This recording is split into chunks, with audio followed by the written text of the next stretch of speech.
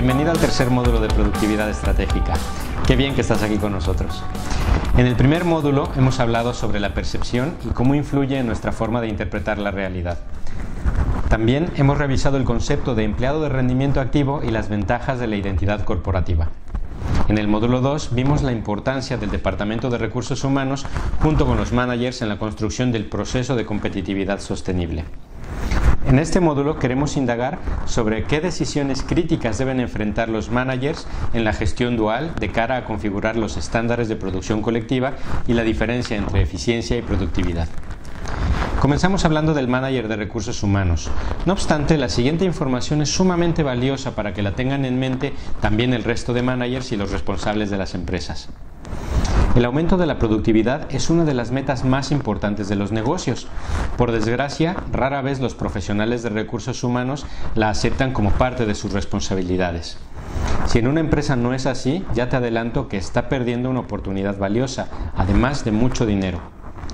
Si bien la mayoría de los managers de recursos humanos reconocen que su trabajo implica el establecimiento de políticas, procedimientos y programas que regulan la gestión de personas, pocos intentan conectar estos elementos para aumentar la productividad de sus empleados. Un error muy común es que los programas de formación a menudo se ofrecen mediante la contratación del proveedor más barato, considerando muy rara vez si es el más adecuado o profesional.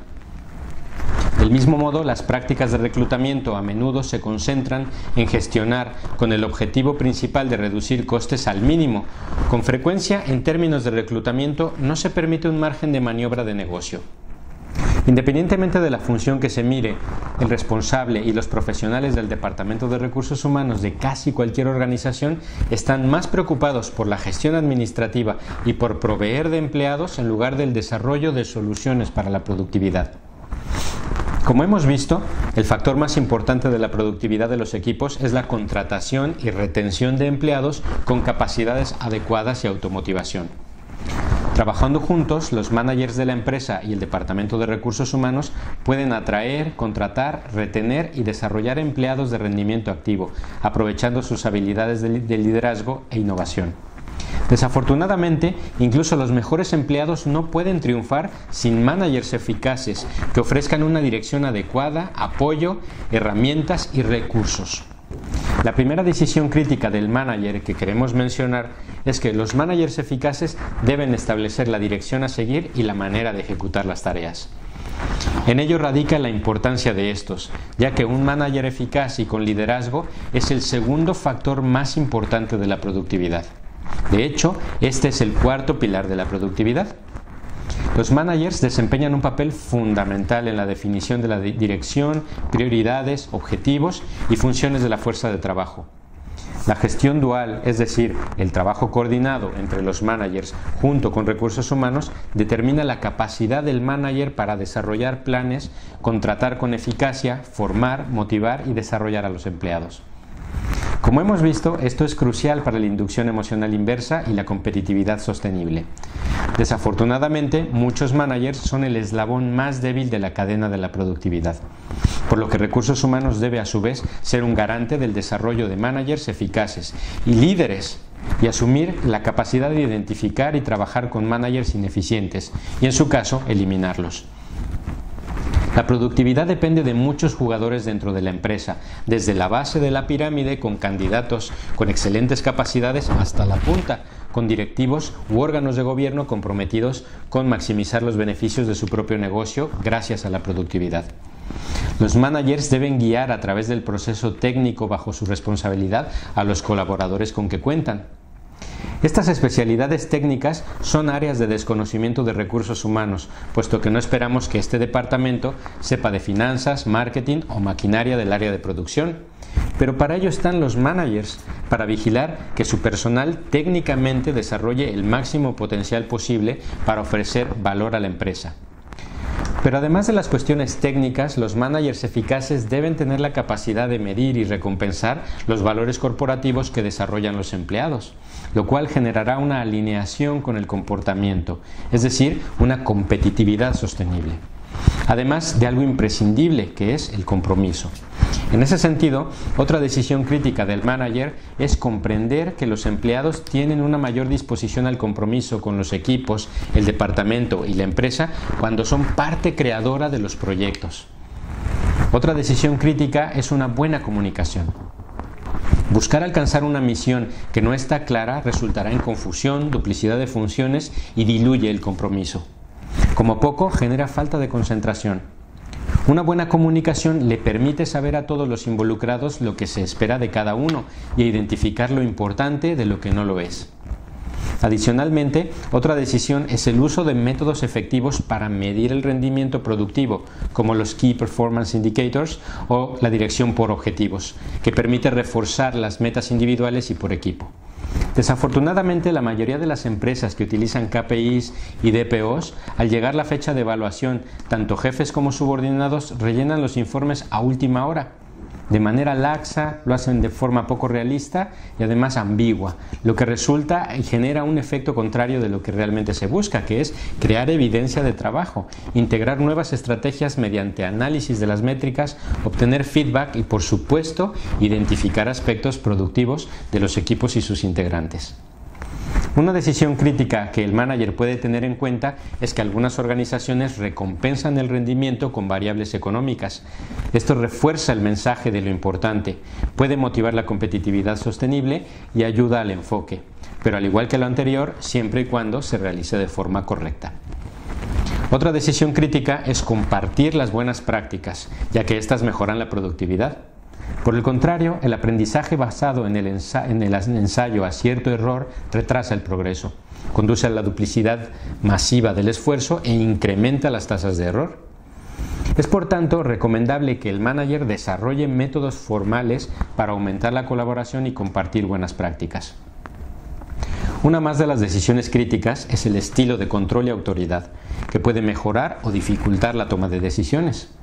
Una falta de control y libertad excesiva pueden provocar retrasos, desorganización y baja concentración, pero la gestión desproporcionada del control y de la autoridad genera una microgestión excesiva que puede retrasar la toma de decisiones y el desarrollo de los empleados. La productividad se maximiza cuando el manager encuentra un equilibrio para controlar y mantener su autoridad con los empleados, ofreciendo a la vez libertad y autonomía para realizar la mayoría de las decisiones operativas. Los factores no monetarios también pueden motivar a los empleados aumentando el entusiasmo, la energía, la motivación y la lealtad.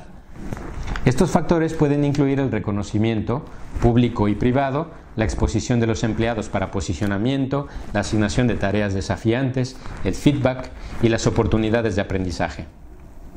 Formación es otra de las decisiones críticas. Formación en todas sus formas, colores y tamaños.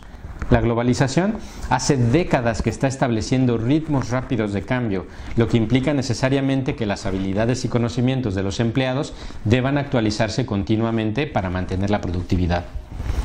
Además, si el plan de formación y actualización es eficaz, no hacen falta largas sesiones formativas, lo que permite reducir al mínimo la cantidad de tiempo que los empleados están fuera de su puesto de trabajo.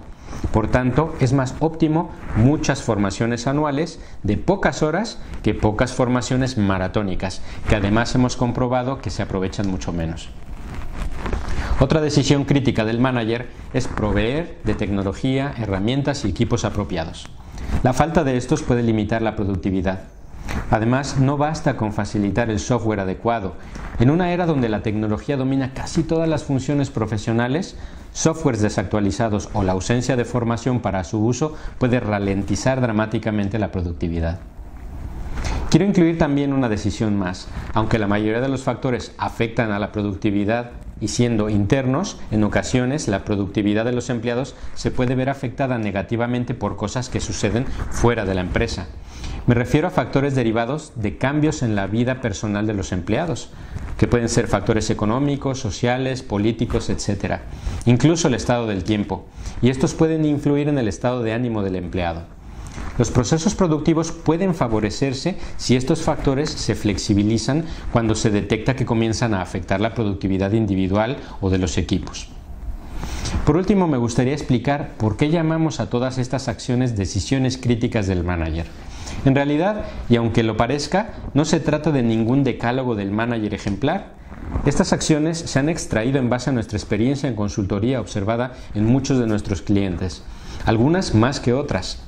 Las circunstancias de los managers cambian muchísimo, incluso dentro de la misma empresa.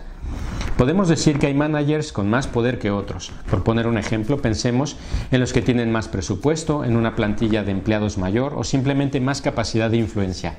Así que estas acciones las llamamos decisiones porque el manager debe encontrar un punto de equilibrio para poder trabajar e implementar las que pueda, intentando que sean la mayoría de ellas. Por ello, a veces, por determinadas circunstancias, no podrá ejecutar una o varias de ellas. Por tanto, deberá decidir, de ahí que sean decisiones. Y críticas, porque a efectos de la productividad, todas ellas son muy importantes. Además, ten en cuenta que se trata de una serie de decisiones críticas básicas, más o menos generales. No obstante, determinados sectores o negocios pueden requerir otras decisiones críticas que no hemos mencionado aquí. Por último, también son decisiones porque el manager debe decidir sobre el estilo que ha de utilizar para realizarlas de la forma más efectiva posible. En resumen, son importantes los aspectos que debe tener en cuenta el manager, pero más importante o crítica es la elección o decisión sobre cómo los va a implementar para generar productividad colectiva. Dicho lo anterior, haré un breve esbozo de los estándares de producción colectiva.